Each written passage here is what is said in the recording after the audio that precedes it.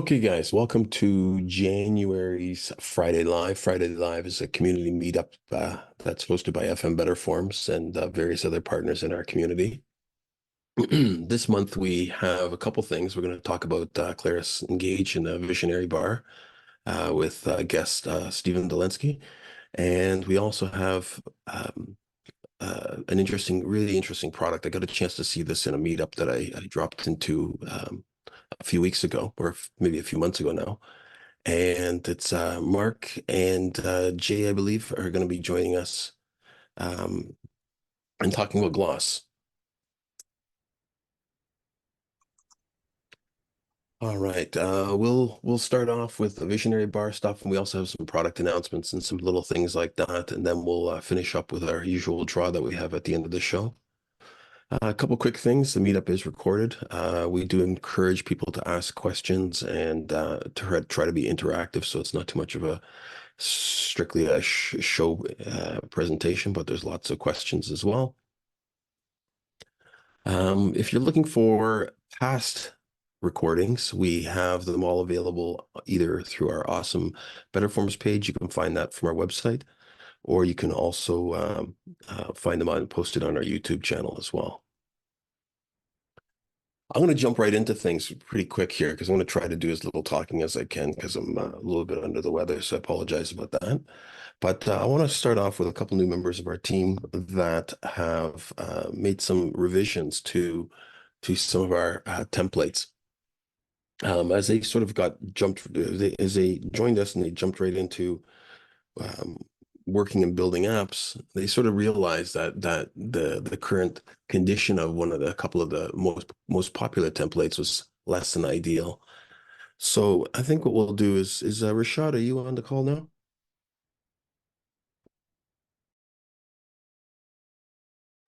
Maybe we'll jump to Lin Shu. I know Rashad was having some computer problems there. So Lin Shu, did you want to are you able to you want to show us what you've changed and just talk about the new documentation? Yes. Super. I'm gonna stop my share.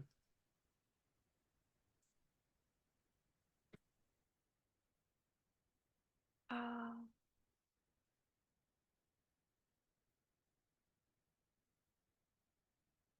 I'm gonna share the screen. So everyone can see my screen. Yeah. Mm. So when I clean the client portal tool, I made some notes and write this documentation for everyone to reference to. We have a simple introduction for this for like each page which snippet I used, and I had a general settings, so where you can customize the theme colors or modify the color variables and how to apply and save this change. Made some screenshots to help help everyone can locate where the variable is. I do want to show this part. So if you see the details, we have I linked our documentation with the snippet I use. For example, like table 2, if you click down, we have documentation for table 2, like what are those additional keys and type description. And if I go back, I will walk you through the new template and together with this documentation. So just 1 second. So this is our uh, cleaned new template for client portal 2. It's a starter template. This is our dashboard. It's the home page. And on the left-hand side is the navigation bar, which you can click on for different pages.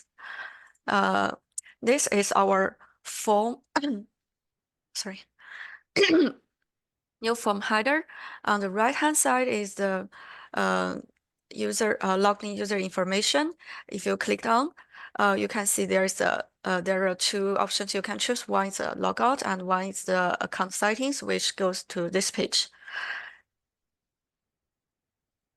So now we are seeing the recently added. It's using it's a invoice table using our table 2 snippet.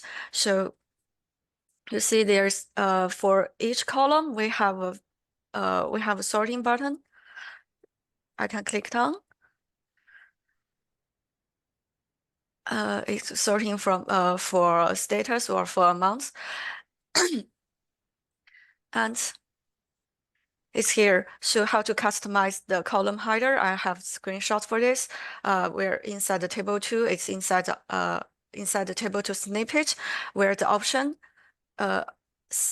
in the inside options, we can choose the headings for like, I can choose to invoice numbers, client, or date.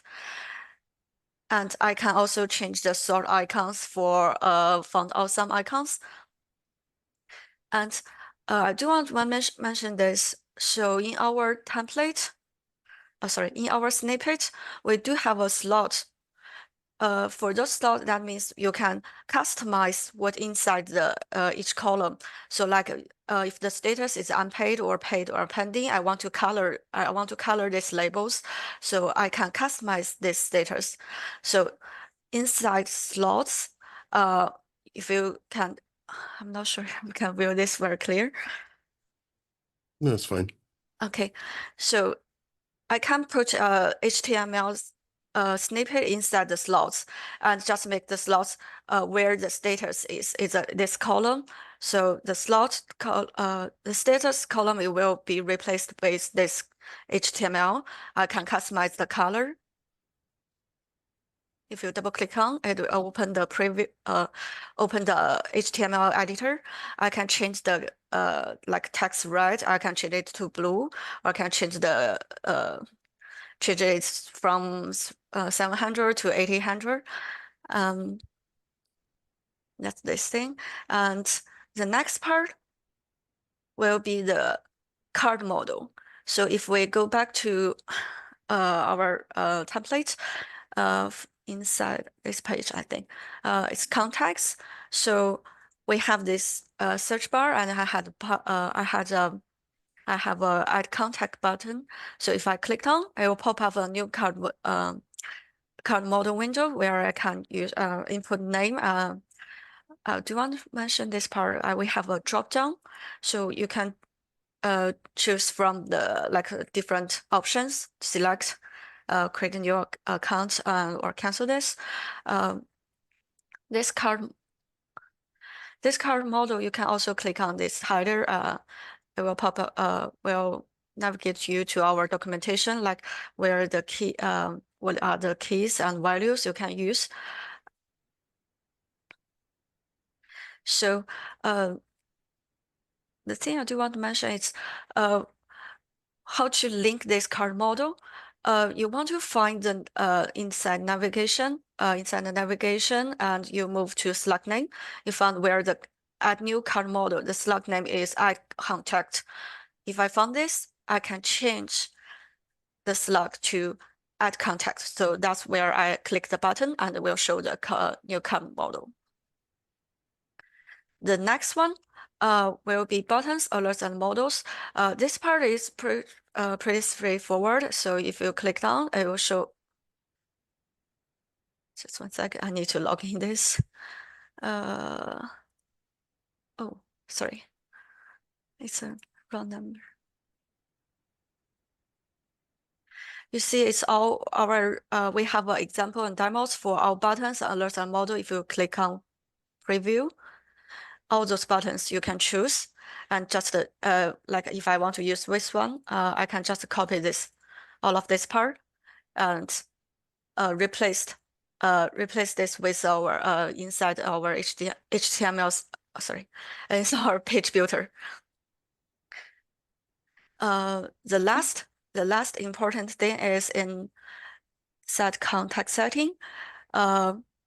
So we do have some input fields, and this part I introduced our new IP template, so where you can upload the picture. So like I can upload one. See, that's my photo. Cool. Um, so this also is it's also inside this documentation. We have a file upload demo example. So we have we have different. If you go to help and example demos, click on this. We have different ones. Like if I search for RP, we have one example for RP, and if I search file, I do have file proxy. Some you can choose either of this one. I think this one has more examples which you can use. We can have widgets, we can drag and drop, and you can use this button to open the drop a new model, or you can just the one I use is example 4. I click upload photo. I will pop up the my file explorer, and I can choose the photo. Okay. I think that's all for the new template. Awesome. Awesome. Thank you, Lin. Okay.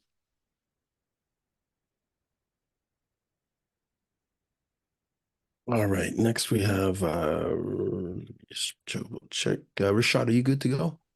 Yeah, I'm good to go. Uh, So share my screen. This here. Okay, so I'm Rashad, a front-end software developer for Delft Engineering. I will showcase our updated multi-page template. So this is it. So what went into this is taking the old template and simplifying it. And I'll just give you a quick demo of the template first. This is the home page. This is reflecting an event registration page. So click here to register. I'm just gonna fill in some over here. Okay, and we notice that some of them have cleave options. So if it's not proper format, it'll just let you know that it's not. And same with the email. If it's not a proper format, it'll tell you. So all these snippets, you can reference it in the BetterForms app, in the BetterForms page. And so one of the primary goals was to kind of demonstrate how text input field works, or how a required field works, how you can put an array to choose from in a drop down, how does a formatted phone number field works, how does an email field work. So by referencing the snippets in BetterForms, you can get a good idea of how things work. We also have error handling for required with messages as well. So if I go next, this is a radio button, and it's conditionally showing a different type of input field. So if I'm an attendee, I can select multiple ones. If an exhibitor, I can only choose one, and student, there is nothing. So examples of these various snippets can be found in the BetterForms template. So next, and we also were able to go back and submit. So I'll also demonstrate right now how to change things. So we are working on we have developed a Notion template for instructions using this. So for example, I'll touch on the theme button colors.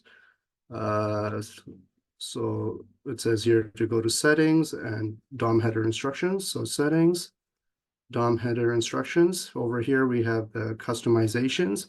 Let's say the client wants a color blue instead of the slate gray we have here. So I just change these to blue. Just have to make sure I change the button cover to a blue as well. I can save it right here. Go back to my page, hit refresh, and everything changes to blue. So it's a quick way of changing the color scheme in your template. And suppose we want to change the logo. So I just go back to my Notion template, click on logo, and I say I need to go to settings and app model. to do the logos. So I'm gonna do just that. I'm already in settings, so go to app model and I see the logo URLs here. And I think I have a different logo somewhere. Let me just grab it. Okay. And I'm just gonna paste this here. Oh, that's not it. Copy and paste. I'm gonna save it. And just like that, the logo's changed over here. So this template is, the point of this template was to make it simple enough to change the themes and even duplicating the page. The Notion template does go through all of these, how you can change the buttons and the color schemes, how you can just adjust the header, how you can adjust the page title. I guess I can quickly show that as well. So for page title, let's say for the home page, landing, and just go to actually, let's go to the first page. Over here, registration form, the header is shown right over here. I'm just gonna say register now instead of registration. And if you notice here, these are the slugs for the button, so you can easily kind of show the navigation slugs over here for the buttons. So all that is contained in the data models for each page. So if you actually go to the page, see, we can already see it's register now over here. And suppose I just want the next to go to, for example, confirmation page, and just save it. Just fill up the things again.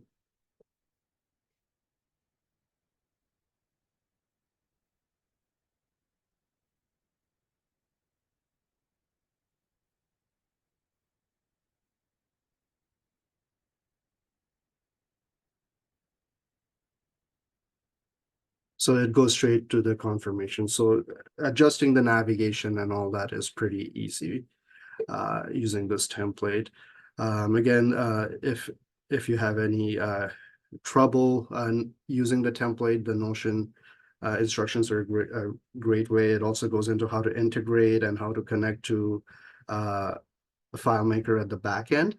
So there's a lot of information alongside the docs page for BetterForms that has a wealth of information on all the snippets and all the functionalities that are available through BetterForms. And yeah, that's it for me. Awesome. Thank you, Rashad. So the main thing is there, the visual appearance for the most part is identical with these templates, but the under the hood, the way they're constructed is a lot more intuitive. So that allows um, anybody who's new to the platform, I think it's more easy to understand things. I want to just show one more quick thing here. And just give you some update on this. And this has really come along. Michael is our main lead developer now on this feature. And let me use this guy here.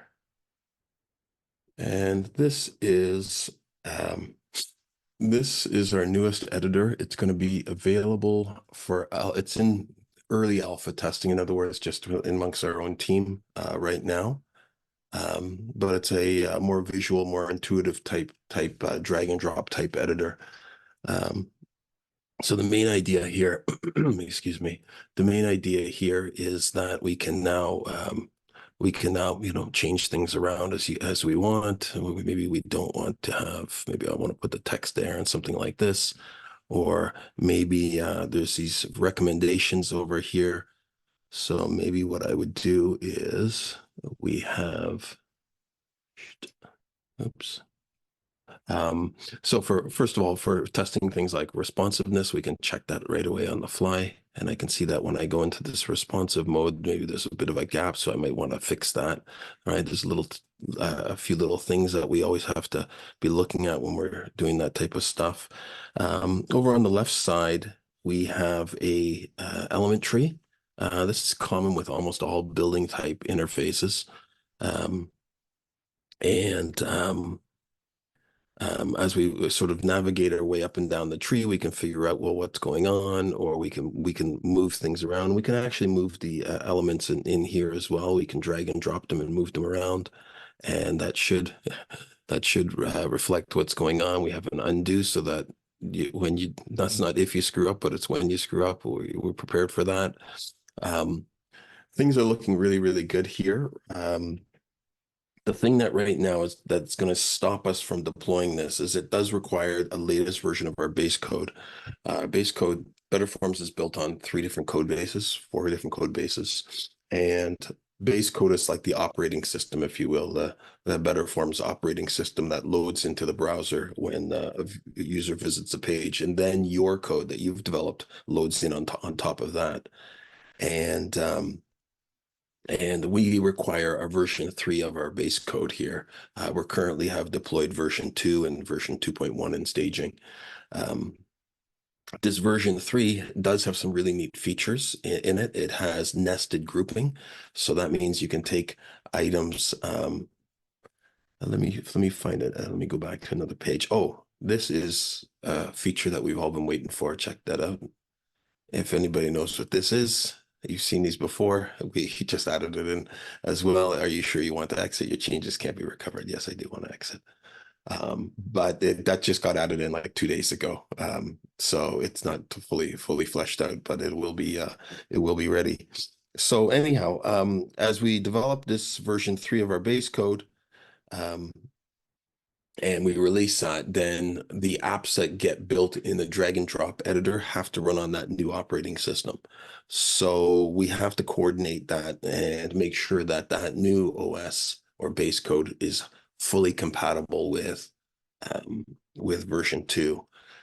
We're trying our best not to make any changes, and that's one of the main reasons why we haven't pushed that out, because we do know that there's some incompatibilities.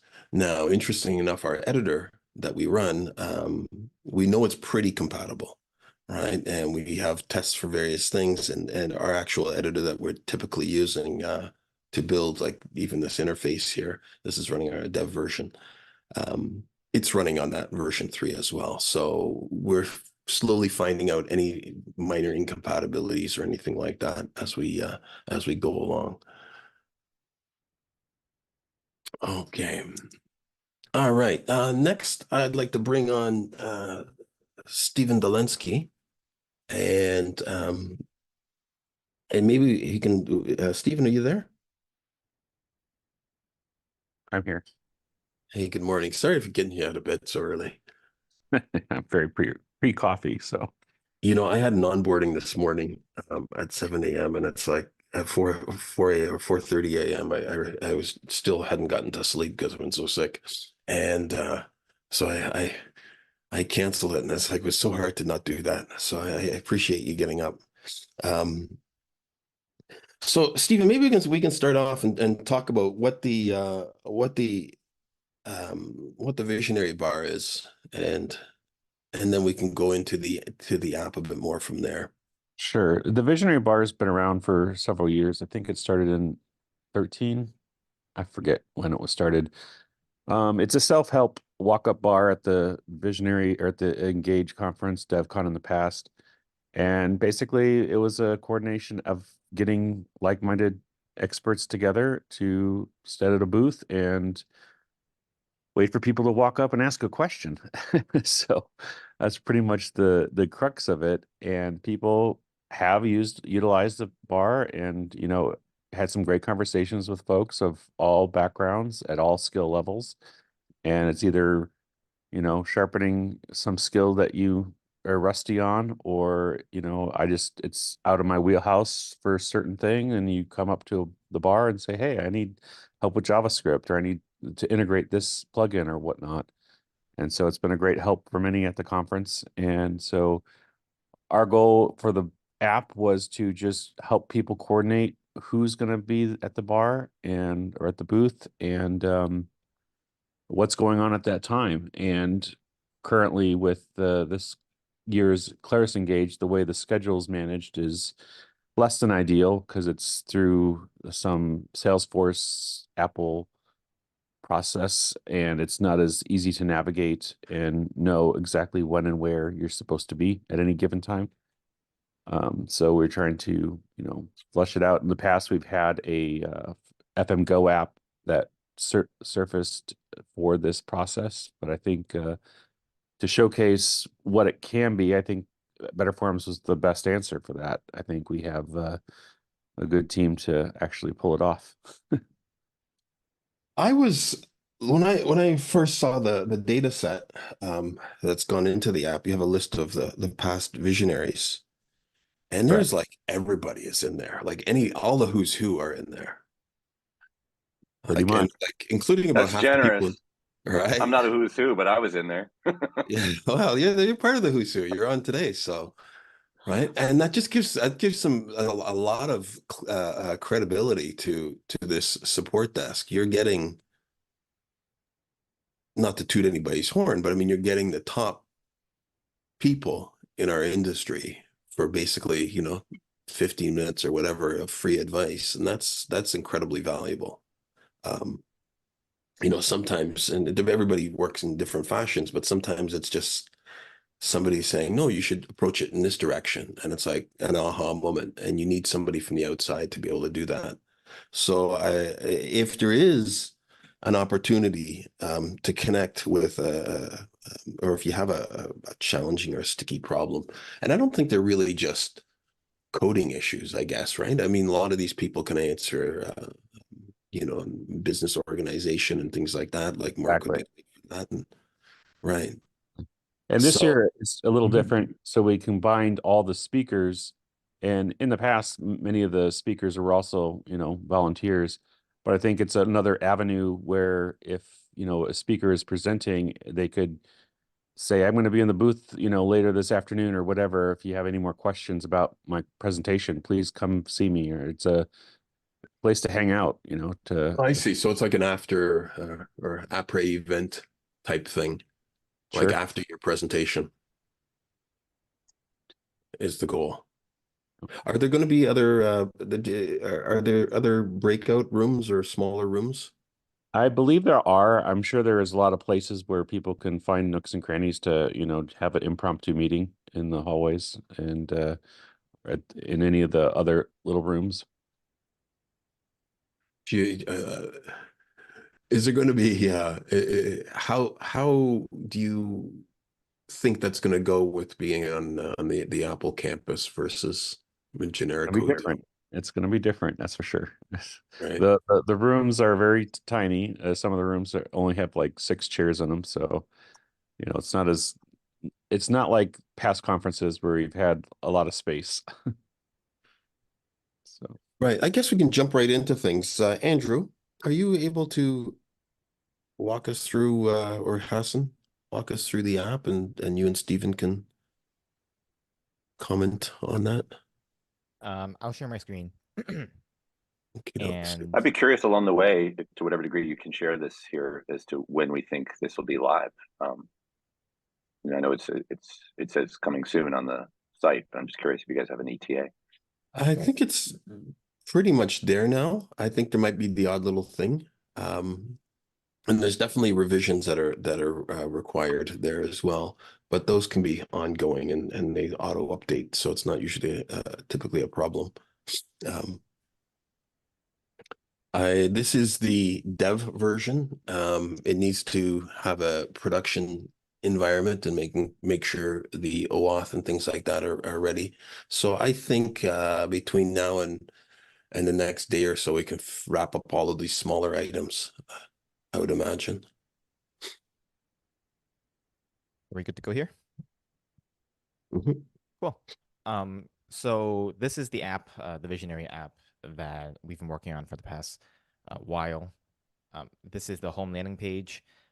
This app is responsive, so it's designed to work on both desktop and mobile. In fact, we have a QR code here if you guys want to give it a try and scan and give it a test. You guys are going to be Other- the beta testers. Yeah, so we're definitely open to feedback. So give it a try. Go around. It is in progress. So if you guys have any comments or concerns or any tips or things you'd like to see inside the app, we're open for suggestions. I'll leave it open for a bit longer. I'll also copy the link and put it into the chat for those who prefer that as well.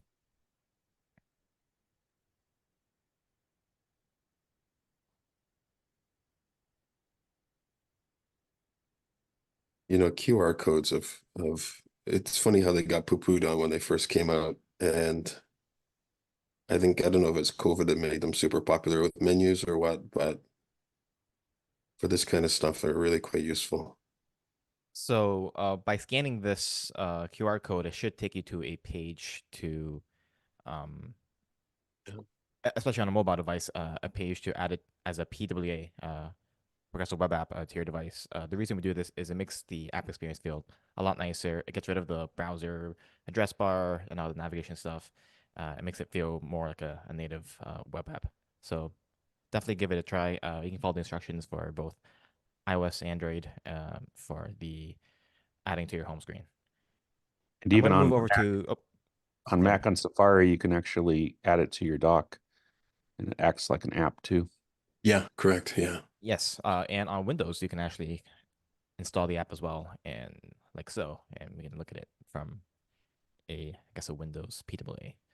I'm going to move over to Hassan. Hassan, maybe you can give us a rundown on maybe the homepage and the things you can see here.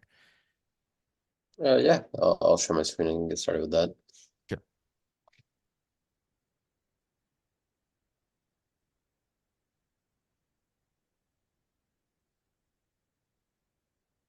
So this is the homepage right over here. Over here was kind of just it was built by and provided some basic information. But right over here, you can go to sessions, and this is kind of where the app begins. Over here, we have all the sessions that will be taking place in the event. And a nice little feature we added here is you can look through the sessions and even scroll to it. So if I click this over here, I'll get taken straight to the session. And we also have bookmarks here, so you can favorite things. For this, you have to be logged in to do this. So you have to be logged in to view your bookmarks. Yeah, I can add these things to my bookmarks over here. And then I can also do searching. So if I want to search for specific sessions, so I'm trying to look for something, narrow it down, I guess. It's right here. Or if I write random stuff, we have the empty search fields. Speakers as well. We have all the speakers that will be attending the event. We can also do searching for here. And we also have a little modal here. This is something that Andrew built out, and it's a bit more responsive, especially for mobile designs. Not like the typical modals we use. So yeah, you can see this is a lot more responsive when it comes to mobile designs. We're not setting the width on manually, and it's more flexible. Additionally, we have the visionary bar page over here. Over here, we have all the visionaries again. Yeah, and you can read more, see more information about them. Some of this is still a work in progress, so we are open to feedback on how this could look better, maybe even visually or the information. Yeah, that's most of the app. It is for being able to look at your sessions, bookmark them, see speakers, kind of see what's going on with the event. Cool. This isn't integrated with our registration for the event that we're doing with Claris and Apple Events, is it? So that if we've already got a schedule, that it will show that once we sign up? Unfortunately, no. That is totally separate. Our account page is still a work in Apple progress. sharing their data? I know. I knew what the answer was going to be. I was just confirming that it wasn't. But we should. But conveniently, you can. Yeah. Mm-hmm. Go ahead. Maybe Steve, maybe you can talk about how you scrape the data, because I think that's pretty cool. So originally, I could not get ChatGPT to do anything on the website because it's all JavaScript or it's all managed in the back end. So I manually copied and pasted every single page. First, I got the URLs, and once I got the URLs, then I used MBS plugin to actually loop through and scrape the page from the MBS plugin. And I've been doing that every day for the last couple of weeks just to check any late breaking changes. And I've caught a couple that they swapped schedules even just yesterday. So So that's pretty neat. So you can basically you've automated that scraping process for the most part, and Yep. that correction that gets pushed right away into your data set. No, I do a little bit of manually because I have to go through it and make sure that it's accurate. There are some variances that I've made changes to just for display purposes for us. And then if the date or time changes, I have to make some manual changes to accommodate for the schedule, just so So that's things go in the right order. right. And then and that process, how long does it take you to scrape all of the run through Of, there's about 65 links that I scrape, and it takes about less than 10 minutes to scrape so that's because nothing. Yeah. yeah, I put a pause, like a 10-second pause between each record so that it fully loads the web viewer. Right. So that's pretty good. I don't know if anybody else ever scrapes data, but it can be a really tedious thing. There are actual APIs that you can companies that scrape pages intentionally, and you basically structure things of I want this piece of information. You more or less draw a box around it on the screen, and then it returns to a JSON object. Um, excuse me. A couple other things that didn't mention is the sign up process. The sign up uses OAuth, and it's as frictionless as possible. I'm okay. Actually, I've been getting this on my computer here. I don't think it's related to BetterForms. It's just something I've been having on my um, so basically the sign up process, and you can try that out yourself. It will prompt you to, there's a number of different, you can sign up with Google or Apple ID, or you can use a username and password. And then once you're logged in, this changes to my account, and then you can go through your account settings here. There's a couple little fields that need to be cleaned up in here. And just ignore these buttons at the bottom. They should actually be, they should be hidden for this demo. We've enabled some push notifications into the app. So that means we'll have the ability to send push notifications to your device, even if your device is, if things are closed. Push notifications are pretty neat. We've talked about them before, but we haven't had anybody have a big use for them. But I think this is one of the first ones. Maybe they're like the QR codes. And the idea is that maybe you can opt in and get a push notification when your session is coming up. So I'll just give you a bit of an idea of what that experience would be like. Cookies, just a sec here. All right, so this is just to simulate, these buttons are to simulate that I haven't acknowledged this. So it'll say such and such wants to send you push notifications. And if I click allow, then when I do, this is going to generically send it out to everybody, I think, right now. But when my push notifications probably won't show up on here, but here it is. One of them here is Charles is at the Visionary Bar. Oops, sorry. Let me just see if I can get that open there. Charles, at the great news, a visionary you are following is on the 4th floor at the Visionary Bar. Right, so we can have that kind of interaction, and it's slightly intrusive, which is what you want because it's a notification. You want to be notified of those things. If we could gain some feedback from everybody, that would be great. On what your thoughts are and what we can change. So I was able to log in and say bookmarks. Am I supposed to be able to go to this account page in this beta I test? haven't linked your account up yet. Give me a second. I just saw you register, so let me see if I can. I created some late breaking changes with. I haven't had a chance to tell Charles yet, but I added a new OAuth table so that in case users log in with different methods, we'll have a way to connect different OAuth methods to a single profile. Is that auth0.com Yeah, Auth0. Service, is that the service that's facilitating that kind of Yeah, functionality? Correct. Cool. I noticed that came up when I was authorizing the first account. Yeah, you can the Google one goes straight to Google, or well, not if you're using Auth0 through Google. You can also connect BetterForms directly to Google's Auth functionality, and that's typically done. This one here, that's typically done on set up in the app settings.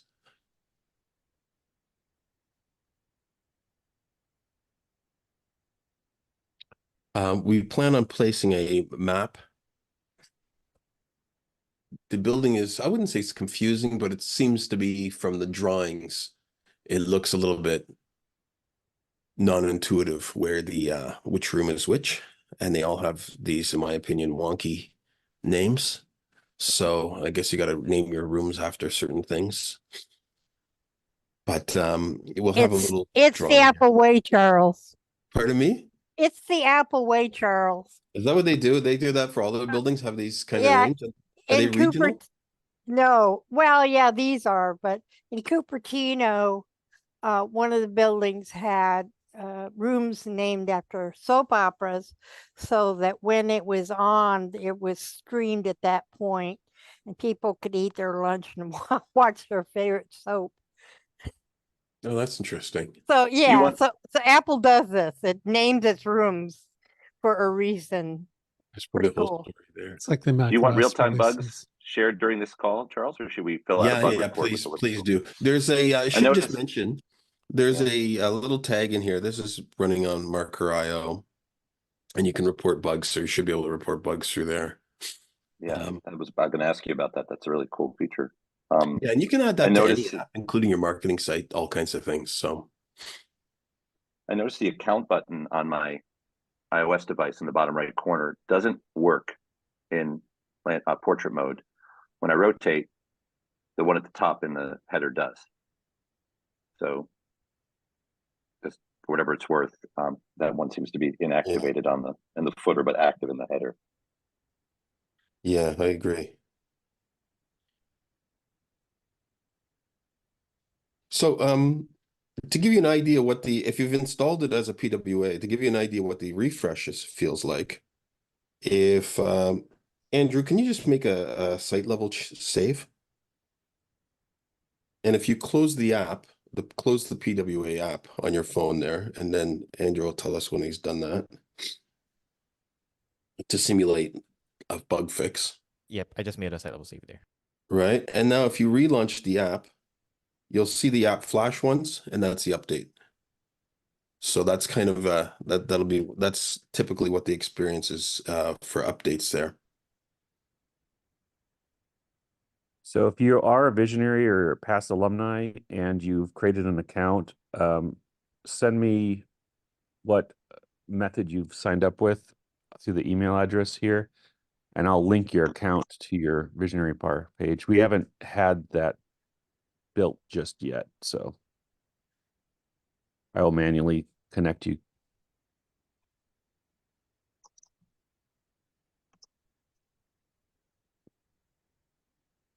For those who have, added it to their home screen on mobile or are trying it on their computers right now, are there any, even if it's not a bug, are there any interactions that you might have expected that weren't there, or anything that you just didn't, or that you were expecting to happen that didn't? It wasn't immediately obvious how to register. And I went and tried to bookmark a session, and then it prompted me to register, but maybe a link on the homepage to register initially would be great. Or maybe it's that account button that wasn't working in the footer. If that was working, maybe that would prompt me to register. Right, yeah, thank you. Actually, if you're not signed in, this is a change that we discussed just this morning, so I don't think it's been implemented, but if you're not signed in on mobile, then I think the account tab will just be called sign in or sign up. So yeah, that's a good Yeah, that makes sense. observation there. Thank you. Off topic, this is using a technique called a sticky header. I don't know if anybody's used that before. We've got it in a couple apps, but it's kind of a neat. I find that the color contrast is like on my desktop. I can see them. This is only like 50 between these two here, but on my phone, I find them really. I find them very close. Mind you, I'm colorblind as well, but we're people too. I really like the interface on mobile where it shows the speaker for the session. Your desktop interface here doesn't show who the speaker is on each session. And I really like that in the mobile interface because Claris's version doesn't make that easy to see who the speaker is without extra clicks. So you mean, is it these here, you mean? Or? Yeah, I see them here now. Yeah. They weren't there a moment ago, were they? Oh, they may not those, have yeah. images for this is like Oh, got it. Yeah, but you gotta change context in the Claris view, and I found that frustrating too, Greg. For whatever it's worth, the Marker IO tool, as cool as it is, excludes that footer when you take a screenshot with it. No It way, only really? captures the upper section. So I wanted to take a picture and draw an arrow and show that account button was dead, that. but I can't. I noticed that as well when I was How looking can for that be? bugs on 'Cause mobile. just It it's yeah, the bottom, the footer doesn't appear on the interface as you're creating that screenshot, but when we're looking at the screenshots after they've been submitted, it does appear there. But it's just a Huh. weird, it is a weird kind of thing where it I doesn't I show up. think what it is the aspect ratio of what they capture and show. Um,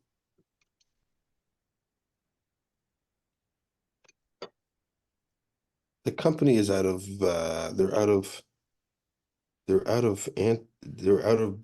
Brussels, I think it is. And they're a relatively youngish startup. They have around 12 or 15 or something like that on their team.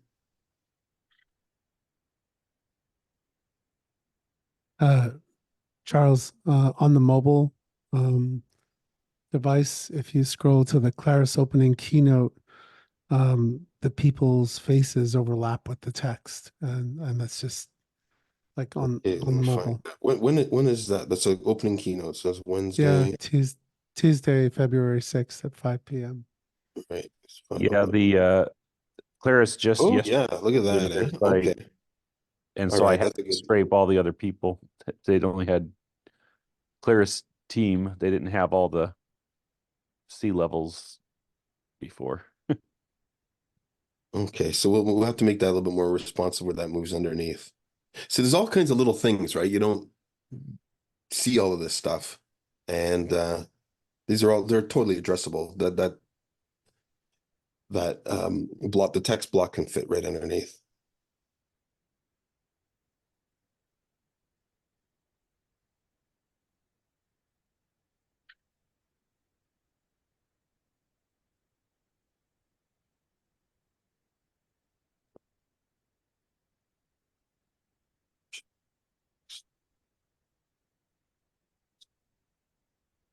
When you go to the visionary bar section, and you're scrolling through, and then you see on the left side, you see view 6 sessions, view 13 sessions. When the sessions come up, I was expecting to be able to click on one and be taken to that session. Yeah, we So talked about yeah, that, right? I think that will be a feature. We had a few final touch-ups we wanted to do on the sessions modal itself, and clicking on that will go to the sessions tab and open that up. I mean, it also says I'm looking at 13 sessions under, I don't know, I guess in lunch B, a lunch B above it, or let me see if I hide it. It's under, like, it's confusing. Is it above? Is it below the section? Where's like who owns this piece of data? Yeah, like who owns this piece of data, right? Yeah, So like, we're missing the placeholders for the visionaries on this page right now. There's supposed to be 3 seats for each time I slot. see. Time slot. And then like it says lunch A, but it's under lunch B or above lunch B. So if you choose to eat first, then you eat first, and then during the B session, you go play with your sessions, your breakout rooms. If you choose to eat later, you play first and then go eat. Does that make sense? Oh, I think I get it. It's like the two groups. There's a group A and there's a group B. So while group A is having lunch, group B has these sessions. It was confusing on the Apple session setup as Hmm. well. Hmm. I didn't understand how it was, but yeah, that's the way it is. You choose a lunch, and what you do for the other hour is here's the sessions or places you can do. Yeah, I don't think I'm going to spend my time playing Jenga. Pretty sure. That is a good that's helpful feedback if that's a confusing way to display that information. Then maybe we Yeah, can I mean, think about renaming them. yeah, I mean, if those are the things in lunch B time slot, then just remove lunch A thing. It just seems like it's like a repetitive noise, visual noise that you don't need to have. These are just the things that are available at that time slot. So yeah, some improvements here could be good. So, but otherwise, very cool. I mean, very, very cool. How long did this take you guys to, or Stephen, how long did it take for you to put this together?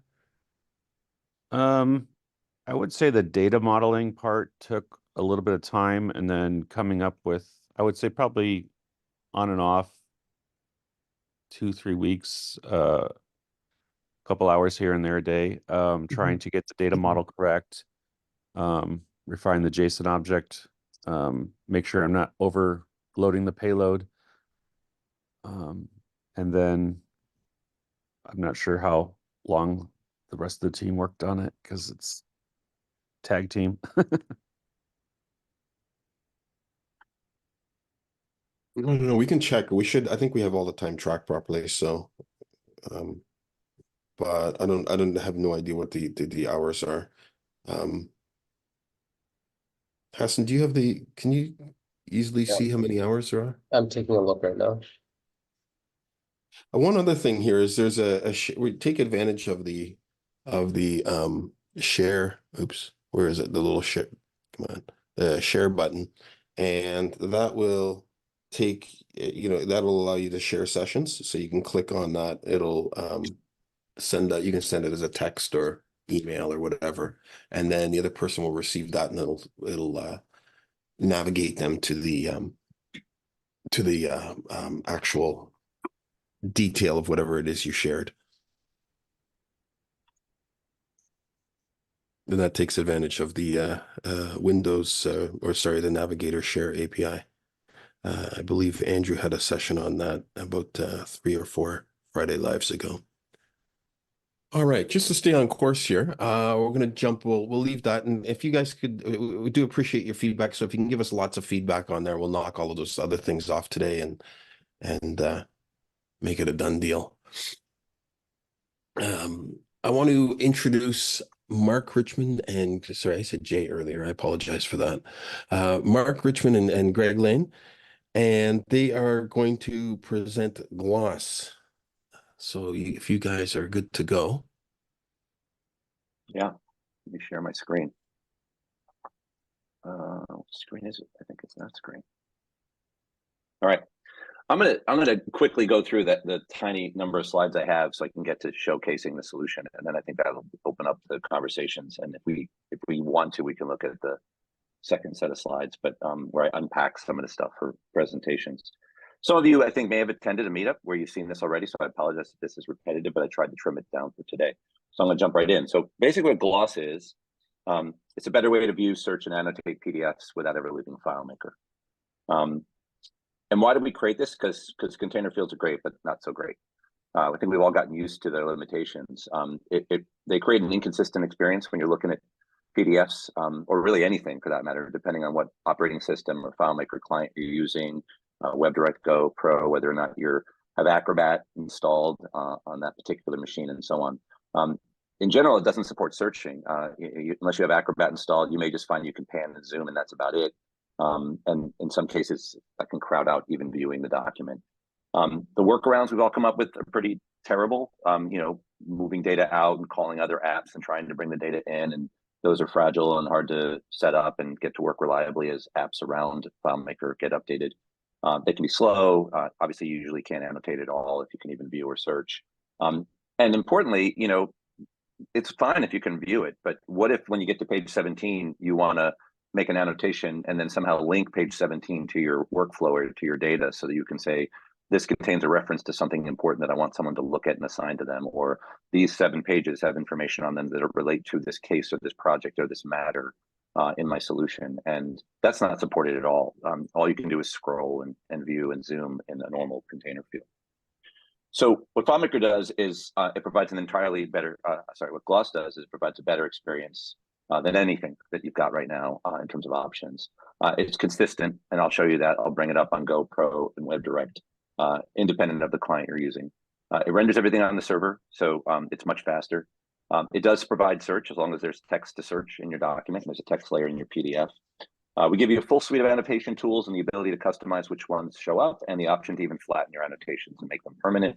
And it's super easy to integrate. You can do it in about 5 minutes of copy and paste, custom functions and scripts, pretty much done.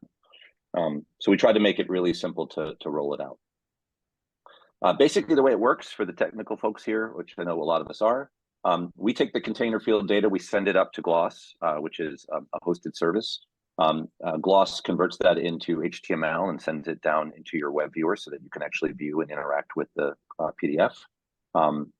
We then take whatever modifications or annotations you may have created, and we send them back where they get then added to the actual PDF and brought back to your container field. And you've got a lot of control of each of these processes. You can choose when to send it up. You can choose whether to bring it back to the same container field. You can choose, a lot of that, and whether you send it to a different container field and who can do it and when they can do it. So it's really all FileMaker driven with just this service that you can tap into in the combination that you want. We do have, and I'll show if we get to it, a technical slide on the infrastructure behind it and the technology that's built on top of. We do keep a cached copy up in Gloss for up to 15 days of your document with its annotations, really just for performance sake, so that if you go to look at it again a minute later, it's already there and we can check and see that it hasn't changed. But you also can control that if you want. You can basically say, hey, just put it up there for the time I'm viewing it or annotating it, and then get rid of it. I don't want a copy up there, even if it's encrypted and safe. So enough talk. That's the short slides. I'm going to go right into showing you guys Gloss.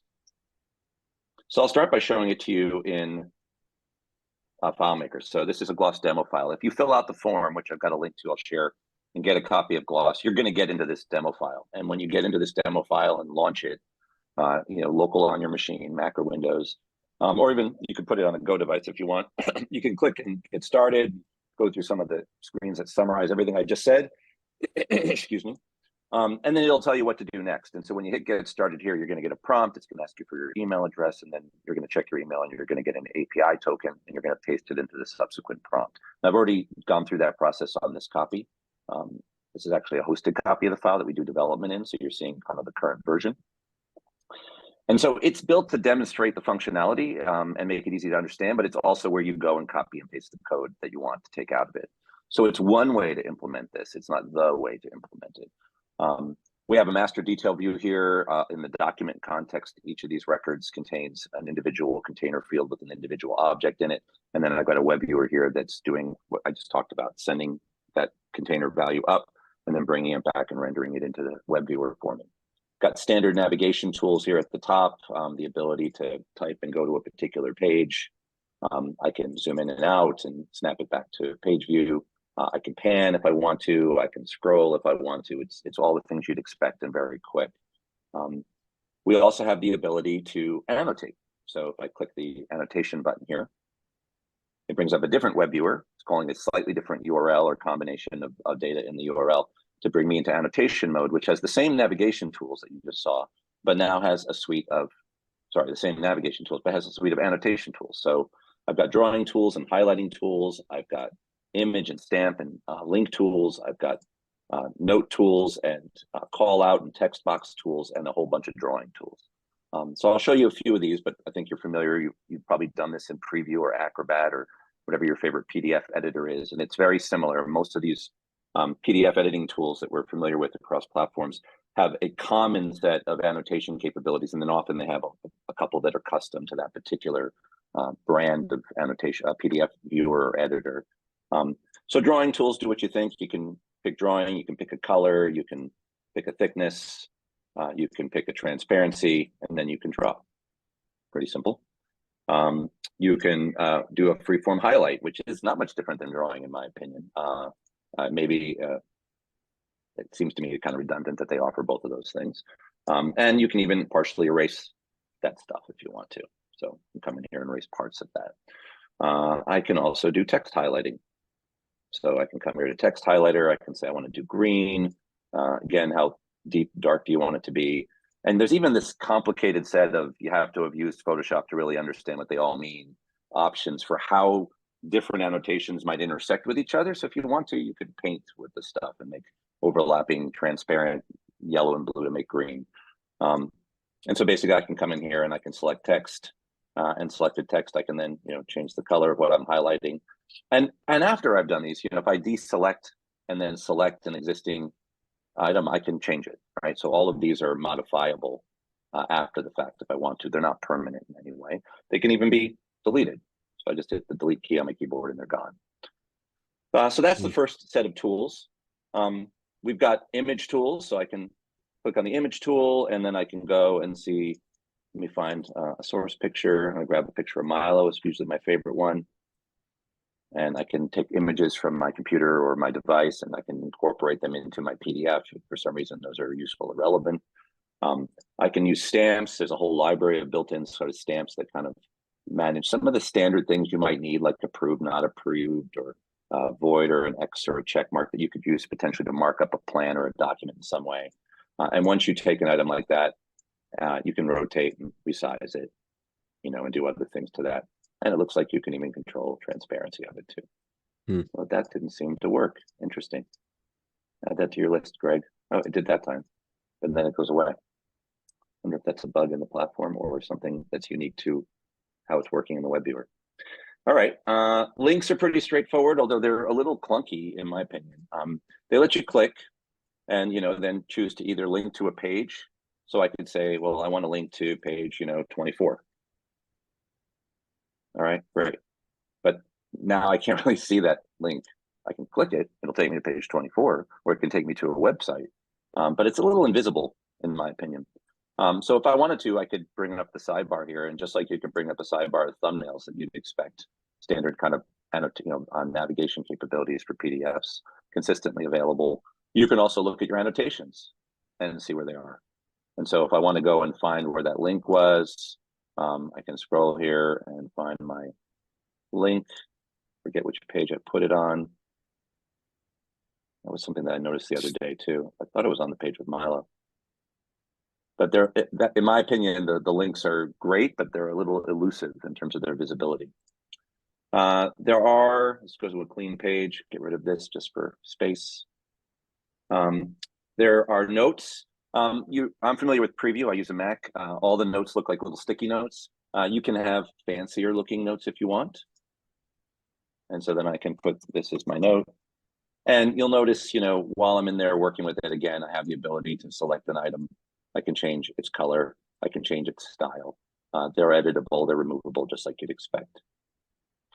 Call outs and text, I can illustrate these, but I think the basics. I'm going to do a call out because I think that could be useful. Let's say, for example, I wanted to make a note about this diagram. Didn't think it was as clear as it could be. So this could be clearer. I could also type better and spell. And then I can, modify the position of my call out arrows if I want to. I can even go in here and of course edit the text. And then I can even go in here and choose if I have a particular font I prefer to use. Right, so I've got a lot of control over the style of these things, alignments and so on, like you'd expect. That's true for text boxes, it's true for call outs. And then finally, drawing tools, just to give you a sense, I'll just grab the polygon tool and I can do the things you'd expect you can do. Double click and it's done. Same thing, I can edit all those different styles.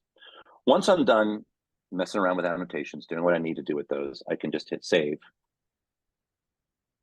And it's now going to tell the Gloss server to take those annotations and make them part of the PDF and put that back into the container field where they're now available to other users to see the annotations I made. In fact, if I was to export that file and let's say save it to my desktop and open it up with my preview app, to open up on my other screen, you know, all those annotations are in here and they're all objects. You know, I can move them and interact with them the way you'd expect.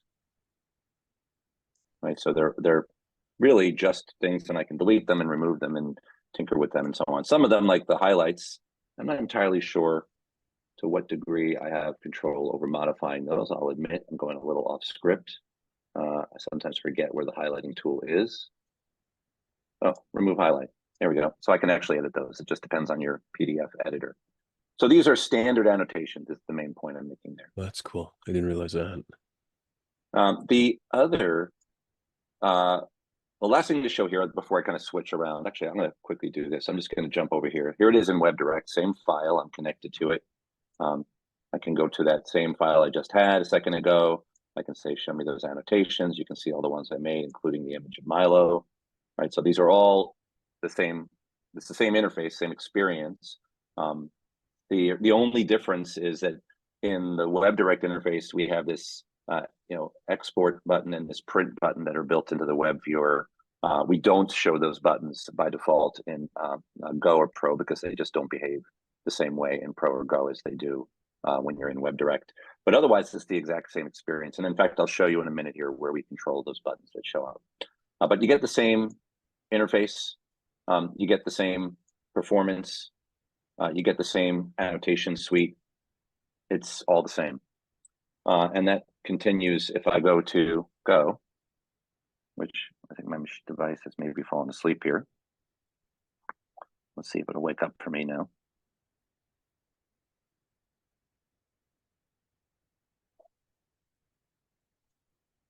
My QuickTime window. And so here I am on my Go device. I'll hit the refresh button since I had set it to sleep. And it's going to bring up that same interface. And I'm going to go to that same document. And I'm going to go to the same. Don't use my device that often. And you can see I see the same information that I saw there. So it's really the same user interface inside the web viewer. It's just the web viewer displayed in different FileMaker contexts. The main thing here is that it doesn't matter what I've got installed on my computer in terms of Acrobat tools. It doesn't matter what browser I'm using. It doesn't matter what client I'm using, as long as it's a supported FileMaker client that can support this technology, which I think Rick can get us the specifics. I think it's might be 18, but it's 19. It's really dependent on insert from URL and a couple of other commands that we had to have at a certain point. We've been troubleshooting a bug with iOS 17 that created some trouble with the web viewer not rendering things the way we wanted. But in general, as long as it's a compatible set of FileMaker tools or a compatible browser or compatible operating system, and by that I mean relatively current, you're going to get the identical experience, and you're not going to get the kind of stuff that we saw.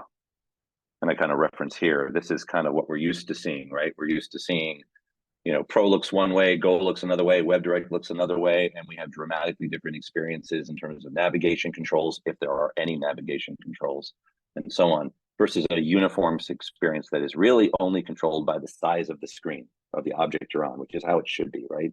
We should have things shaped, and otherwise there's no difference inside that experience. And so that's what we've got now.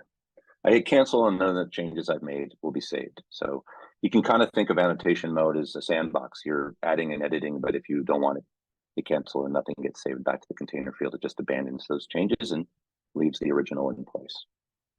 The last thing to show would be our bookmarking technique, which I'll just go ahead and do in WebDirect. So I called it technique because it's not really a bookmark inside the PDF. The concept here is that, like I mentioned at the top, you have a PDF. Let's say you're, going through this PDF, and on page 13, there's a really important and inspirational component or something that you want to share with someone in the database. You want to make a record that points to this page, and whatever that record does, it's up to you. That could be a to-do that you assign to someone. It could be a collection of records that are tagged or categorized in some way that you can call back up to quickly find references and source material in a very large PDF. You choose what you want to do with that because it's a FileMaker record. So as we're scrolling through this web viewer, we're constantly calling a variable that lets us know what page we're on for the current PDF reviewing. So if I create a bookmark, it's going to create a bookmark for that page. Let me go to a page that hasn't been bookmarked. So I'll just go to the end here. And so I'll add oh, there's one there. Go to page 22. I'll say this is a great table. I should type inside the field. This is a great table. And then maybe I have assigned to Greg or something like that, or whatever your workflow requires. This is just a child table of bookmarks that are unique to this document record. As I switch between different document records, we just update the child table and show you the related table of bookmarks. And then I can click and it'll navigate me to that page. So you really have the ability then to create workflows that are interwoven with your PDFs in a way that you couldn't do no matter how good your PDF viewing experience might have been in container fields. That container field used to just be an island, right, that just showed you the content, but it had no relationship to the data other than the record in which it resided. Now it can actually link to records that will take you back to that specific page and that specific document, and take you as far down that rabbit hole as you wanted to use. The only other features I haven't shown you are really development features. And again, in the hands of the developer, I'll go back to FileMaker to show you this. And I'm going to dive into like one of these scripts, which is going to be, let's say, the annotate document script. So when we bring up the annotate document script, we have and again, I don't know if this is going to zoom in. Is that zooming in for you guys on Zoom? No? Nah, sorry about that. Well, I'm going to zoom back out. Might be a little hard to read. But we have a variable we set called remove toolbar items. And what it basically does is for Go or WebDirect, allow us to add or remove particular toolbar items. So for example, right now in Go, I have it removing the print and the export commands, like I mentioned earlier in Pro and Go. Those don't work so well inside a web viewer. I also have it removing the standard bookmarks from the PDF in case the PDF has its own internal bookmarks, just to create the limit confusion. But I was suppressing the signature tool. So I'm going to remove my removal of the signature tool, save that script, and I'm going to go back to annotation mode.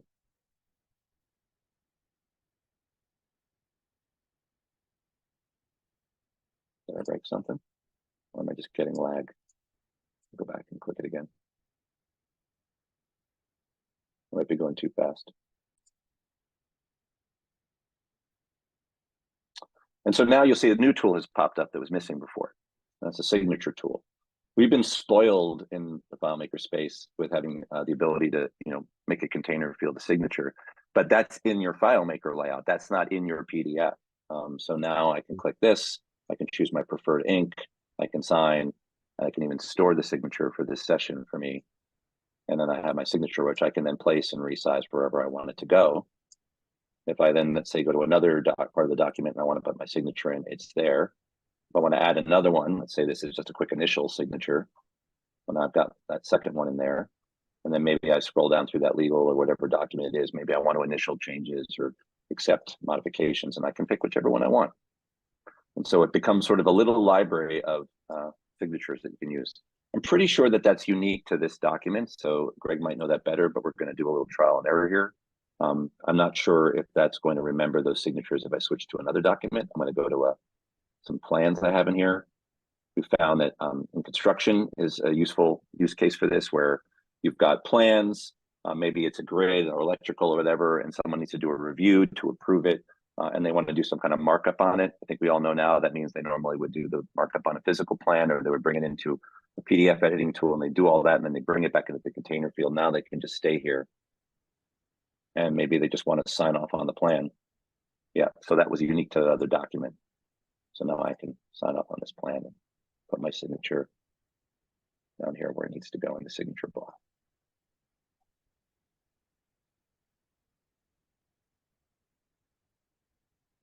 The only other feature we have is that flatten feature, and that's just another variable. You might have noticed it when the dialog box came up. It's yes or no. Are we flattening or no? By default, we don't flatten the annotations, so they remain malleable. But if you want to, you can say make those permanent, and then they become uneditable even outside the program in another editor. That's the gist of what Gloss does.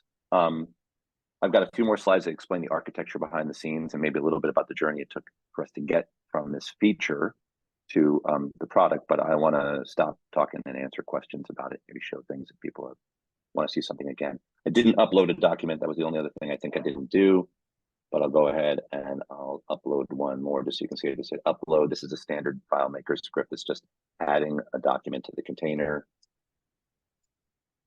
Once it's added it to the container, which is uploading it obviously to the hosted file, it's then going to immediately trigger it with a script trigger on the layout to load it into Gloss. And so that first time it loads that document, if it's a really big document, that could take a little bit because you're uploading it to FileMaker, then it's uploading it to Gloss, which is up in AWS. And then after that, it's got that cached copy, so it starts to perform really well. So I have a 2,000 page document I could upload, but we might be waiting for 60 seconds while it uploads that to AWS, depending on what my team is doing with our internet right now. So Mark, do you query do you query the cloud to find out if the document is there, or do you track that locally, or? We track a hosted document ID that's uniquely generated every time a document gets uploaded, and we put that back into the record. So that's one of the required fields that we have you add to your solution. I think it's called the Gloss hosted document ID. And so we put that into that field, and then we basically check to see if that Gloss hosted document ID is there. If so, then we go and we retrieve that document and display it in the web viewer every time. And like I said, I think before, you have the ability to purge that document that's been hosted and empty that field so that it knows it should force a reload every time. And you can do that for both security reasons, or if you have a parallel process. Maybe you have a parallel process where you sent the document up there, it came back, and it now has a Gloss document hosted ID, and there's a cached copy up there. But what if you have a parallel process that allows your users to take that container field data and put it somewhere else and do something else with it and then replace it? Now we have a disconnect, right? Your local container field doesn't match your cached copy. And so this really just a field that's telling you that there should be a cached copy up there and here's where it is, but it doesn't tell you whether or not it's matching what's in your container field. That's something you as a developer would need to control. And if you know that the container field allows interaction directly by the users, then you'd probably want to clear that hosted document ID so that it would re-upload it the next time. So we don't want to presume there's any workflow there. We just want to tell you the best way to navigate the scripts and the best practices. And we've got a little bug list of what I call bug or improvement list of those kinds of things. We're like, oh, this scenario could happen. Well, that's just a FileMaker developer problem to solve. How would we recommend someone solve it, right? Our goal is to make this tool easy enough for even a citizen developer to add to their solution in 5 or 10 minutes and not have to do anything fancy. But if they had some security questions or sort of what if scenario questions, we want to be able to give some simple answers to those kinds of things.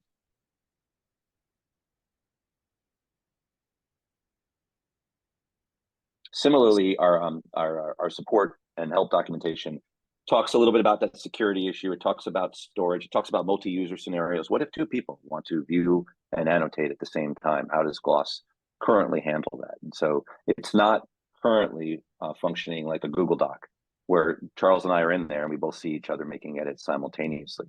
We would both think we were editing independently, and then it would become kind of a series of saves and overlaps that would take place. And so until everyone was done editing, you might not see the collective set of annotations.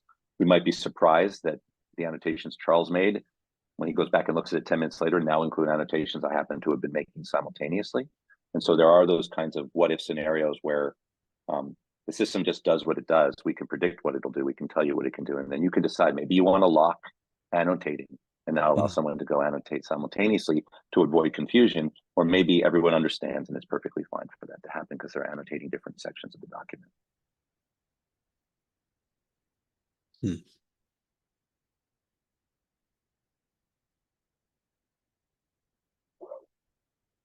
So how did you get to here?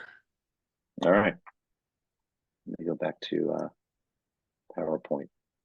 And I will, like Vince was saying before, I'll just stay here in this mode to show you guys. So first of all, go up to skeletonkey.com. It's really easy to find Gloss. I think it's in the main menu. I think there's a little banner that comes up. Not hard to guess what the URL is. Fill out the form. We'll send you a downloadable copy, and then open it up and we'll send you an API key once you give us the email address. We're only using that email address currently to kind of communicate to people who download a demo. The demo is good for 30 days. I mean, the API key we give you, I think we allow you to do 100 files up to 200 megabytes each. And really the only thing we do is throw a watermark on every document on the first page. So you can take this, put into a working solution, and other than that watermark on the PDF, which you could technically remove just by bringing it out into a PDF tool, that's the only limit of the demo, is the kind of scale and term. But then you could actually bring this into a live solution. So how did we get here? We had a client with a problem. We came up with a solution. We saw an opportunity, and then we did all the things that you do when you want to build something. But we were trying to build something that was commercial, scalable, and easy to implement. So the client was in the legal space. They have large PDFs. They need to share them. They needed to link annotations and pages into their FileMaker workflow because that was really important research they were doing. They needed to search the contents of the PDF while they were working with the PDF. They didn't want to do it outside of it like they were doing previously and then wonder who was looking at which PDF and if they had the right one. They wanted bookmarks and comments and tagging. They wanted annotations so they could identify really quickly on a page what they needed to look at. And they wanted to do it from everywhere and from any version of FileMaker. They had collaborators using WebDirect. They had people in the field or the courtroom using Go. They had people sitting at desktops using Pro, and they had Macs and PCs, you name it.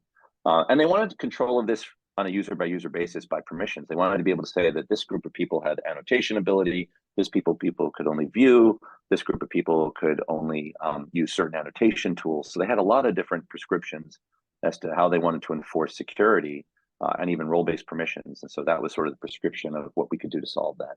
They had already identified a class of tool that could potentially solve this, and we're going to get to what that technology is here in a second. So we did some investigation, researched those tools, that server-based technology stack I mentioned previously, added some JavaScript in the web viewer to capture things like the current page, and then put in untold hours, some of it billable, lots of it not billable, to produce a solution for them, and then to subsequently take that solution for them and bring it into a place where we could offer it to others. Their initial solution is built on a technology called PS PDF Kit, which we licensed. There are a lot of other PDF libraries out there. I don't remember the particulars as to why this one was the one that was selected either by them or by us. But we met with them, we talked about the licensing, we explained to them a use case. We licensed enough volume to support them as well as other users in the system. And in their original instance, they had their FileMaker server, we had the PS PDF Kit server stack, and we used S3 for the temporary document storage in an encrypted bucket. But the challenge for us was, well, we have all this untapped use in the license. They were using a third of the licensing that we had to purchase. And so one of the decisions we made up front was that we could potentially turn this into something that could be multi-tenant. To do that, we needed to be able to introduce a layer to manage security and accounting and to provide unique API keys to individual solutions so that we could obscure the one that we use for the primary technology. And we needed, obviously, the ability to log usage, so we could potentially have some clients who were buying viewing only or annotation or a subset of each, depending on their use case. And the big lift there for us, I think, was deciding within the comprehensive API that makes up PS PDF Kit, which can do tons of things that we haven't revealed yet in Gloss, which were the features that were the most important. So we knew that, obviously, viewing and annotating, those are kind of core features. We felt that controlling those suite of annotation tools on a script basis would be important, so would flattening. There are tons of other features, text extraction, position identification of text and annotations, authorship information about those objects, and a bunch of other things that we can explore together on the PS PDF Kit website. But those are all potential additional Gloss API calls we can make, where we act as that intermediary. You ask us in a FileMaker-friendly way, and then we ask the API to do it for you, and then we bring back the results to you. So this allowed us to have multiple tenants all working through the same Gloss API and PS PDF Kit licensing and infrastructure, and to allow us to keep the individual documents exclusively tied to a particular API key that we issue to you, whether it's for your demo or whether it's for a more permanent production version of the environment. We obviously had to build a story map, come up with a plan for how we want that experience to be for people who buy, use, demo, and eventually you leverage it in their products and get support from us and identify what was going to be the first set of features. We had a timeline that we did in Jira based on the things that we were going to work at, including all the things about getting a product launched, like pricing and marketing. We're up to 224 issues so far. And that's internal, right? The whole building and assembling and debugging and marketing and promoting and launching. That doesn't include, and it includes, of course, a backlog of potentially future enhancements. It does not include necessarily lots of feedback from the population of users who are taking it for a test drive. So as we identify bugs, those go in here as well. And as I continue to press Greg for more features, they go in here until we can justify the investment in those things. We spent a lot of time doing Monte Carlo simulations to come up with pricing. What does it take us to buy this stuff? What does it take us to host this stuff? What do we think it'll take us to support this stuff? How many of what size licensing would people potentially buy at what price point? And how would we discount that if they bought more? To come up with as many green scenarios on the far right column there as I could to make this a break even or make us something. But really, in my brain, solving the problem that we've all had with container fields and breaking even would be great. But it would be nice if we could recoup some of our investment and maybe even turn this into a revenue stream. Our hope is that for not just us, but for developers, like a lot of developer tools that people build, that this would provide opportunities for all of you. If you can offer clients a much better experience in container fields and start to weave container page data into your workflow, you suddenly create opportunities you could never have considered before with your FileMaker users. They just never could even think about doing that. The container was like a bucket you put something in. It wasn't something you could actually weave into your workflow or your data. And so we're hopeful it'll not just rise the tide for Skeleton Key, but maybe for everyone else as well. We did a lot of marketing stuff, versions of the logo, presentations, videos, and so on. I'm now doing a whole series of meetups like this to try to share this with the community and get it out there and get people to take it for a test drive. Again, to ask them to come and demo it and work within these limitations. It's real easy once you've done this. I mean, we give you a different API key and a different URL that you put into a custom function, and suddenly your working copy is a live copy. So it's very straightforward to incorporate this into a demo solution and then take it live. We have help, tells you how to move it around, talks about those common scenarios. It's a SharePoint document that's up and available, and we edit it and add to it as we identify issues. There's probably 12 pages, mostly pictures, on how to put this into your solution. So it's not a lot of steps, it's just a lot of visuals. And it's really built for people who have very little experience with FileMaker, who are just experimenting, as opposed to folks like you, once you do it, you'll be like, oh, that was pretty straightforward. Copy, paste, make an edit here, then edit it back after you copy and paste. Really simple stuff. Came up with the pricing model that we think was flexible, allowed for mixed levels of access, and would help us achieve those green scenarios in our simulations. And that's it. It makes it really seem like it was simple, but it wasn't simple. Greg probably has a better idea of how long and how much effort he's put into it, but we have not been as careful, I think, Charles, as you have been on the visionary bar in tracking the hours that we've invested in it. That was probably our big lesson learned, is that we should have been more rigorous about really tracking that investment so we'd know what our ROI might someday be. Sometimes it's maybe good to not know. Yeah. Yeah, we have a member of our leadership team who's been adding issues to our open meeting list. That basically says, do we know how much we've invested in this thing? And it's like we haven't quite gotten to discussing that, because I don't know that we have a good answer. More than we probably should have, maybe not enough. It really is going to come down to whether the community finds it a useful add-on. I'm also planning to do, for another presentation, hopefully in the coming months, a little bit of a side-by-side comparison of the what does Gloss do that other PDF tools in the FileMaker ecosystem don't do, and what do they do that it doesn't do? Because we don't see it as sort of the killer app that solves all the problems. There are still benefits to using Monkey Bread and Scribe, and I think Lumenfire has a form-based solution.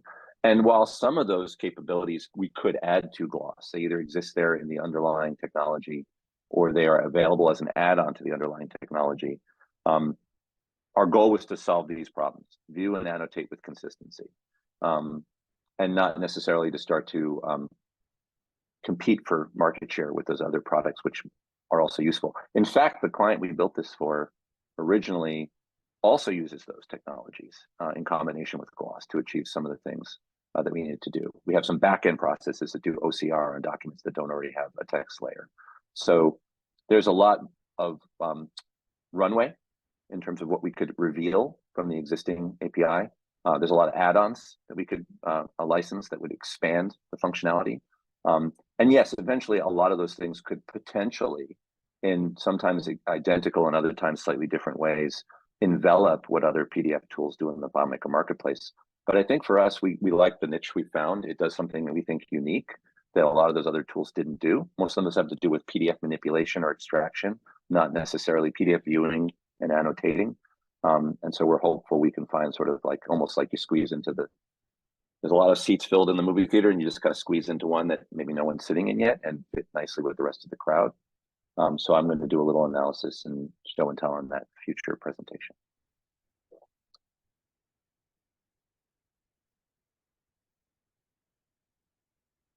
That's it, unless people have questions or want to see more stuff. That's great, Mark. If I wanted to, let's say, or somebody wanted to send a link to a client from your house CRM or whatever you got built in FileMaker, and then that client would go and maybe make some edits to something. Could you build something like that? Like what would that architecture sort of look like? Would you send them just a link to a web direct page maybe? So if I'm understanding the question, and I'm going to ask Greg to chime in on the way this would work, let's assume that you have a solution, you've got something you've mocked up, maybe you're a creative agency or writing, you've got this artifact, this PDF in your container field, and you want the client to be able to go in and comment or even potentially annotate and interact directly with it and draw on the PDF itself. So exactly. I think the first thing would be a normal FileMaker thing. What would be your preferred technique for inviting a client to come to a particular record or a particular view in a FileMaker or Web Direct interface? Or for that matter, an FM BetterForms interface. Technology-wise, we are currently built Gloss to be easy to add to a FileMaker solution, but it's a web page and a web viewer. So there's no reason why it isn't completely compatible or with slight adjustments possible to make it the same technology be available through other interfaces, including an FM BetterForms web interface. But let's say you get them a link to a web direct page, you've got some parameter or something that's part of that link that allows them to be taken to a particular record in a screen. And then they are presented with, effectively a screen like this. And you decide that you want to immediately take them into, maybe it starts where they just see something where they see just the web viewer with the document that you've loaded for them. Maybe something comes out here like that and it's a comment feature as opposed to a bookmark feature, which allows them to go to a page and add a comment and it remembers what pages the comments were about. And maybe you have an annotation feature where they can, when they make a comment, they can annotate and you have a limited set of tools that they're allowed to use, maybe text call outs or something which they can use to, or a stamp that they can use to basically indicate they like something or they don't like something. So I think it really boils down to any way you want to get them to the solution and get them to the web viewer with the document loaded is up to you as a FileMaker developer. It's only once the web viewer is loaded that we start to do the stuff that we do with Gloss. And then you're limited to the, customize, deciding whether they can annotate or not, using a technique like that page reminding bookmarking feature, calling it whatever you want, and adding whatever fields or logic you want to it. And deciding if you want to let them annotate, and if so, with what tools. The only thing I'd add to that, Mark, is the licensing consideration, because we do have to pay for unique users. So it's not really a good fit for like large populations of anonymous users or occasional users, that sort of thing. The way it gets licensed would make that expensive, probably. But otherwise, technically, it's not hard to do something like that. That came up in a conversation the other day with someone who has I think a solution that serves a very large population of public users as a not-for-profit. And I don't know how they're handling licensing with Claris, right? Like that's between them and Claris. But if they have people coming in as a guest, let's say they have a site license, let's say they have unlimited anonymous occasional users coming in over WebDirect who are not employees of the organization. We would still need to know from a logging standpoint, some way to know what makes each user unique. And if it was a new unique human, because our licensing requirement with PSPDF Kit is to report periodically on the number of unique humans that access that solution during that period. So even if it was just guest, we're going to need some kind of token that says this was actually Charles as a guest, or this was, Rashad as a guest, so that we could report confidently and honestly to our licensor how many unique people used it and whether or not we need to license more or we're good.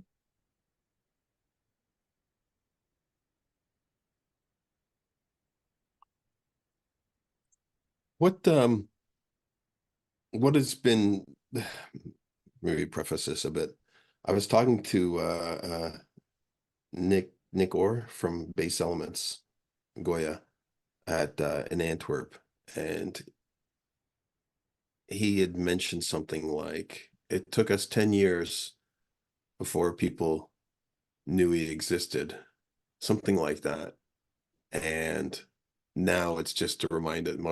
Now I just have presence to remind people that we're still here. And so it was something I'm crudely paraphrasing, but basically what he was saying is that, he felt that he pounded the doors sort of thing to promote Base Elements and the plugin for quite a while before it became a thing, and to get some traction. And that sort of resonated with me because it's been 6 years with us roughly, and I'm still waiting another 4 years still. And I feel that we've statistically we've only penetrated, or we only have public awareness, actually not penetrated in terms of clients, but public awareness in about just under 6% of our FileMaker audience. So very, very, very shallow penetration just in like marketing. So I wonder, what do you feel like, how have you, in terms of promotion, what have you been doing? Like you had mentioned, you've been going to these attending meetups and such.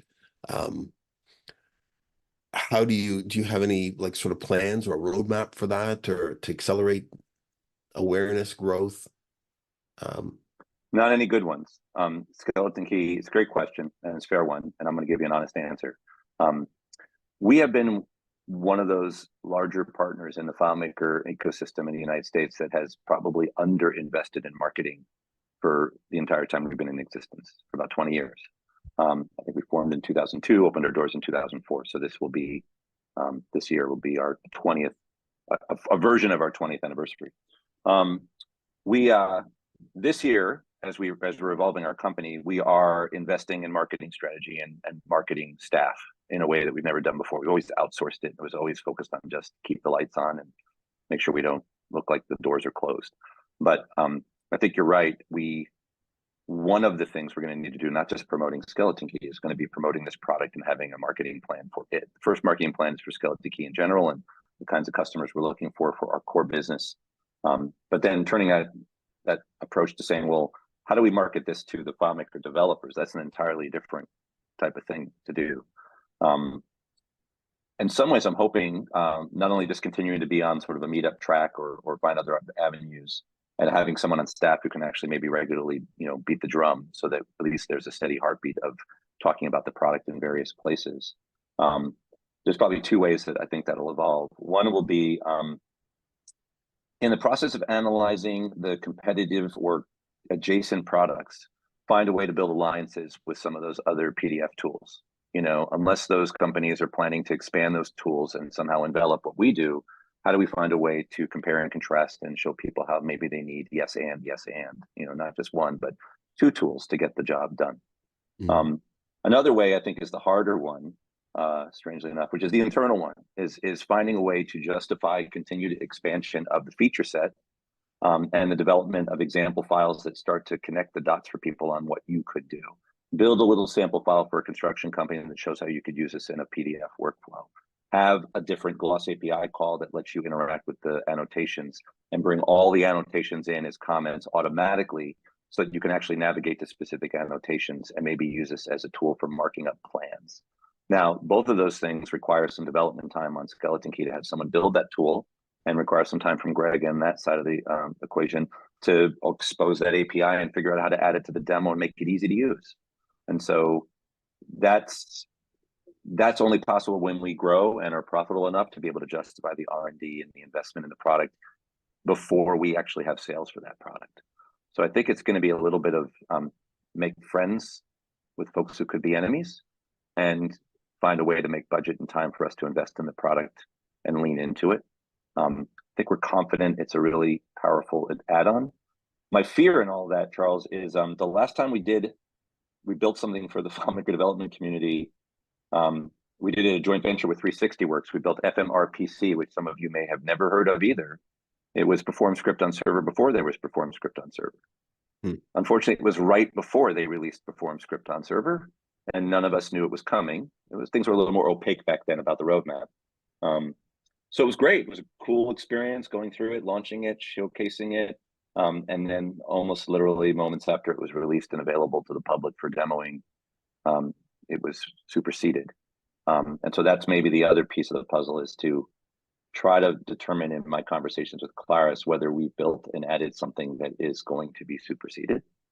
And to figure out, what do we do about that, if anything? Do we find ways to make this useful elsewhere, like FM BetterForms or Studio and other places where we can continue to expand its utility, or do we shutter it? I don't know, but I'm hoping right now we can keep leaning in. Yeah, there's a bit to unpack there. As far as the Claris path goes, they never bothered to continue to grow any charting features, and I'm kind of under the impression that they realized, well, the real way of moving forward is to make something, a platform, flexible enough that you can take third-party tools and start to incorporate those, mainly through JavaScript. I mean, we started building originally in the first lower levels of our code. We started building features into BetterForms, and then we realized there's no reason to. Instead, why don't we build one feature, in which is the ability to add your, these dynamic headers and libraries and such stuff, and make that a reasonably smooth experience. And then that just opened up a whole world, and we didn't have to keep, we're seeing people in the community add these things in, so there's enough flexibility. Going back just to marketing and promotion, one of the things that we found that was very, very beneficial in the early days, and still is now, is we had a number of key influencers, or as what's the guy's name from the book? He would call them connectors, people in our community, and they cast a reasonably large shadow. And they talked highly about our product, and that made a massive difference in terms of things. I can name one person who's gone out, and they've probably given us between 12 and 14 new users, which is quite significant for us. So that was, I think, really, really beneficial. And I think if you can promote, get product in those people's hands, at least, whether they're a first-hand user or they're just a strong advocate and they mention it all the time. We also found quite a bit. I don't take part in any of the Facebook groups at all, but not too much anyway. I don't read them or anything like that, the support channels and Facebook, which are quite active, or the Claris community for that matter. But I do kind of pay attention if our name has been mentioned, and it does get mentioned quite a bit, and that has been helpful as well, where people have mentioned things.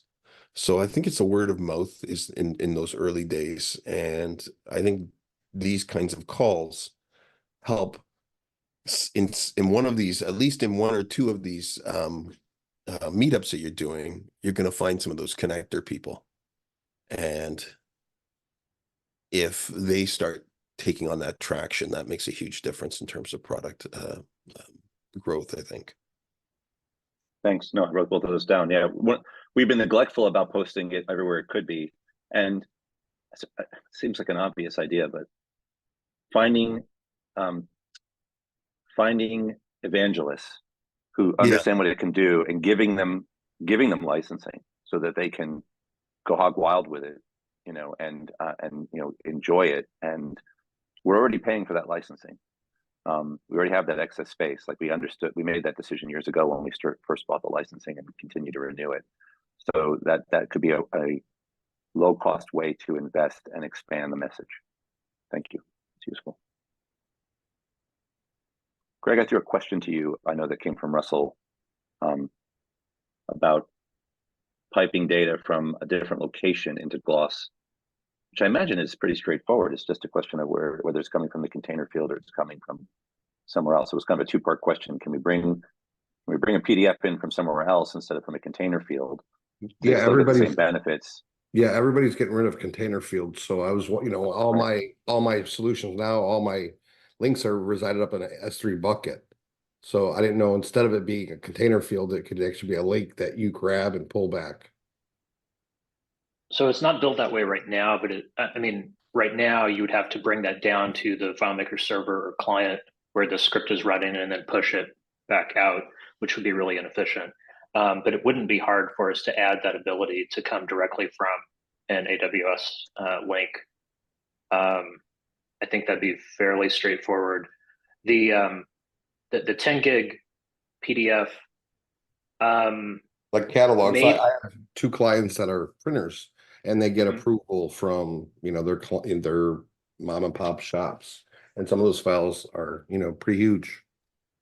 10 gigabyte PDF. Oh yeah, well they do terabytes now. They're huge. When I first started with AmeriColor, they were smaller. It was only the biggest one was 1 terabyte, but now they're doing 900 page, 1,000 page books. So I know we've done a gigabyte. It does get a little bit slow if there's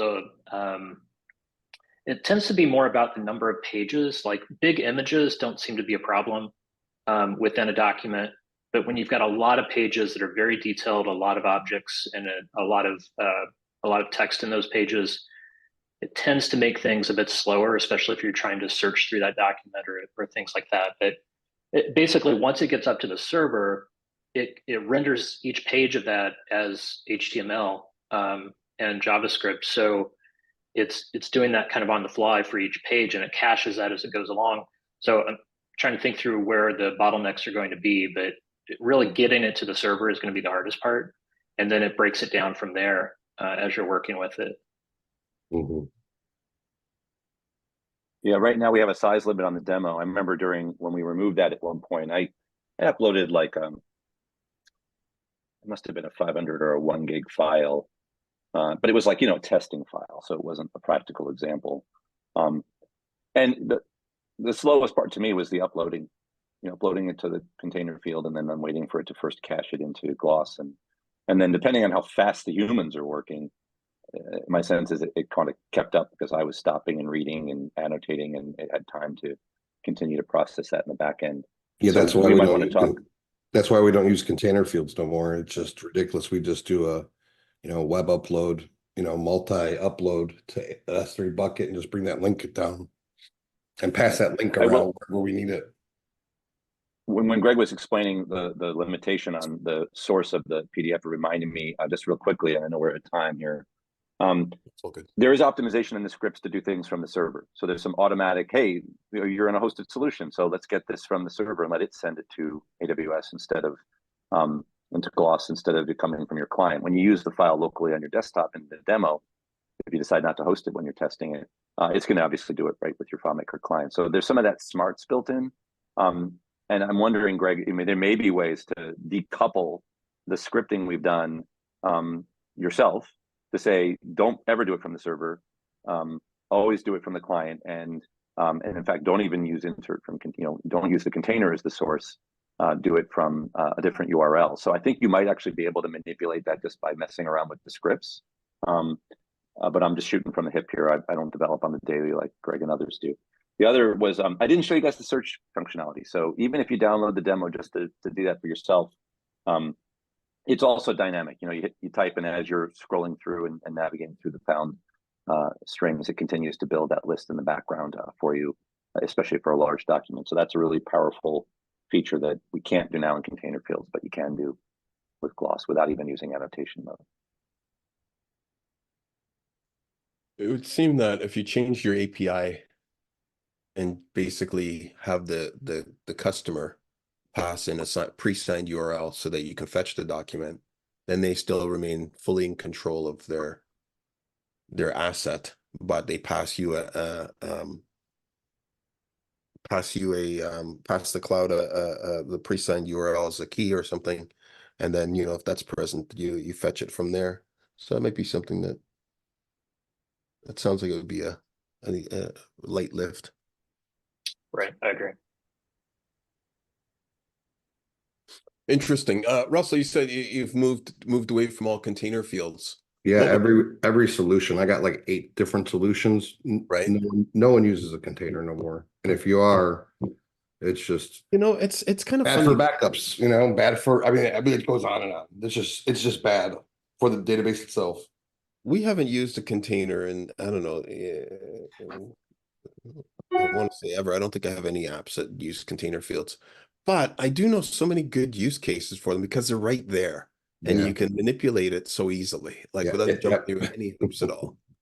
So there is some that, they're so easy to add into a solution, and I think that's the thing there.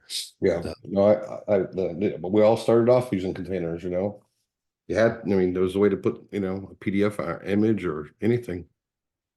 We we have a lot of examples, and honestly, with all the apps that we've seen, I've seen hundreds of apps now. They all have slightly different use cases for managing document type assets. And I wouldn't say it's a one size fits all. There are legitimate times when a container just makes sense. Throwing a bunch of little logos into something, unless you have the apparatus already built into your system. What we usually do is we create a documents table, and that documents table has the link to the digital asset and wherever it may be. And that works well. But hey, Charles, I'm sorry to interrupt. Yeah. I got to go talk to that CPA. your So I'm accountant, going to yes, sir. step Thank out. you very much, Mark. We appreciate it. Thank you. Thank you, everyone, for the opportunity to show this to you. Happy to field questions offline anytime. Awesome. Thank you. For Greg, if people want to get more information or contact you, what I think Mark already mentioned to go to the website. Is there anything else that would be good for them to follow up on? No, I think the best information is on the website, skeletonkey.com. And then you can put /gloss on there. Just look for the gloss link on the homepage. But reach out to us. All our contact info is on the website there. Awesome. All right. The rules for our draw. Sorry, guys, I'm so under the weather here today. The rules for our draw is if you're present, you win. If you're not present, we spin again. We'll make an exception if it's Mark because he did have to jump off, otherwise he'd be here. We should build our own one of these. I was working on that. I never completed it. All right. This is 2 birds with 1 stone because I was going to give Paul some swag when I saw him anyway. So now combines. Is Paul here? Sorry, I should check. He was here earlier. He's in the call. Oh, there he is. Sorry, I was muted. Oh, Sorry. all right. I'm here. Okay, so see us at the booth at Engage. No, Sorry, go ahead. Thank you guys so much. That's not necessary. No, we got some new stuff for you though. All right, we got I don't have a ton of these, but we got these water bottles, and it sounds goofy to say, but I swear the water tastes better out of here. I don't know why. I'm not joking. That's good. It tastes to me in my head like I've never had a decent water bottle before, so I'm a newbie to those. That's why we wash them before we use them. Oh, I never did that. Don't you just let it overflow a bit when you're filling it up the first time? It's not the same. So, all right. I am going to stop my screen share. Guys, thank you very much. Next month, we'll probably have a bit of a summary on on Engage and the wrap up of stuff. There's lots of other meetup groups that do that kind of stuff, so I'm probably not going to do the typical one, hopefully. If you are at Engage, please do come by our booth and you'll meet myself, Andrew, and Hassan, who are going to be there representing the team. And in the meantime, we'll see you next week.